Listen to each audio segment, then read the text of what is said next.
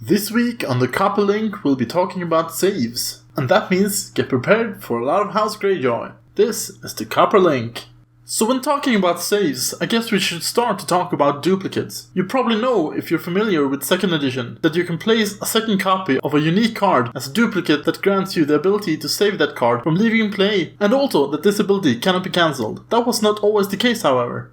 At the start of the game, duplicates only saved from being killed or discarded from play. They also counted as attachments, which meant that they were vulnerable to attachment control. I'll talk more about attachment control in a future video, but I'll mention that one of the most common attachment control cards in the early days of the CCG was Mummer's Trick, which discarded all attachments from play, and thus also all duplicates. This changed 2 years into the game with the release of Valyrian Edition. They wanted characters to survive longer, so duplicates were changed from being considered attachments to make them less vulnerable. In 2nd edition, duplicates can now also be played on setup, and they can no longer be cancelled, which makes them more viable as saves than ever before. So looking beyond duplicates, there has been many different flavors to saving characters throughout the years. First of all, we have the Maesters, who are experts at healing, so tying the mechanic of saves to Maesters is a natural fit. One main card early on was Healing, which needed to kneel a Maester to save a character, and Healing Expertise, which attached to a Maester to give it the ability of saving itself. Later in the game, you also had a Silver Link Attained, which also attached to a Maester, but now you could save any character and give them a power. All of these had the drawback that you had to have enough Maester characters in your deck to make them viable, and that was most often not the case. More playable was instead Maester characters that themselves had the ability to save. You had, for example, Maester Luwin in House Stark, Maester of Sunspear in Martell, Maester Wendamere in House Greyjoy, or neutral Maesters like Maester of Oldtime or Maester Aemon. These and others were used in many decks, especially because of Valar Morghulis. House Greyjoy has always been the home of a lot of saves. This has to do with the flavors surrounding the drowned god and the characters returning to life after having drowned, and because of this, it became a theme for the house in general. Event cards usually take their names from quotes in the books, and no quote has given rise to more cards than the Oath of the Drowned God. What is dead may never die, but rises again, harder and stronger.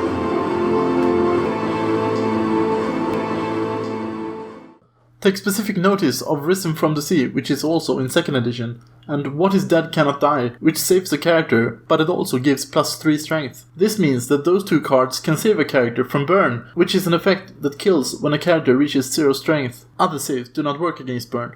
Greyjoy has also had several locations that save characters. The Iron Mines is about to be re-released in 2nd edition, and that has the benefit of saving any character, not just Greyjoy. Blacktide Longship is a favorite of mine, since it was a staple in my most successful deck in the CCG, where it saved my large armies. The Iron Cliffs was a staple for Greyjoy in 1st edition, along with the reprinted Iron Mines. For completeness, I should also mention the only in-house attachment save that Greyjoy has had, and that is Kiss of Life. Another nifty play was to use your Kiss of Life, and then the next time someone died, you could use another event save, which was Terrorize the Shores, which then also let you bring back Kiss of Life and attach it to that character. So as you see, it was often very hard to kill Greyjoy. When it comes to characters, you had characters that saved themselves, like Host of the Isles, but that sort of ability is mostly good for repeated claim soak or to keep that specific character around. Better would be a character that can save anyone, and that was Doomed Longshipman and his later replacement, Celes Deckhand. Here we have possibly the best weenie the game has ever had. As you might have heard from recent discussions about the new Jory Cassell from House Stark, part of the charm of these types of effects is that you can use them to counter Claim 2. You simply choose the Doomed Longshipman and another character for claim, and then discard the Longshipman to save the other character, and all you have lost is your save. And yes, that is also how the new Jory Cassell works in 2nd edition. So that was Maesters and Greyjoy.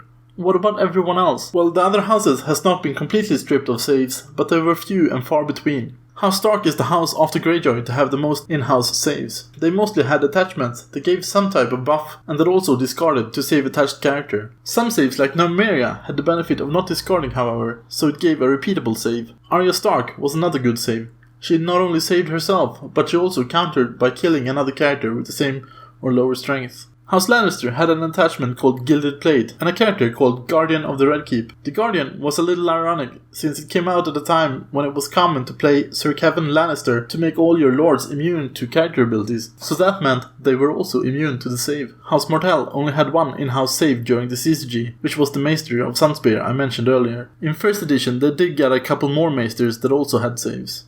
House Baratheon had only a few saves. Sir Davos could often save himself. Then there were a few cards like Wildfire Blade that used power on a character as a cost to save them. There was also a theme around Rainbow Guards that had a couple of saves. Sir Parman Crane allowed all Baratheon lords to save themselves, for example. In House Targaryen, you mostly had various Queensguard characters like Strong Belvas or Barristan Selmy that had ability to save characters. Viserys Targaryen could also save himself by returning to hand, and Unburnt did the same for any character. Then we come to the neutrals, and there the alternatives are also limited. There was of course the Maesters already mentioned. On top of that, Bodyguard is a card we also know from 2nd edition, but since it's restricted to lords or ladies, its usefulness has varied throughout the years. The Eyrie has also had various versions that save characters, but also with restrictions. You also had some cards that saved particular types of characters, like Nightwatch, but that's about it. In 2nd edition, we should probably be glad for the changes to duplicates, especially once Valar comes back sometime in the future. Unless you're House Greyjoy, that is. Until next time, stay safe.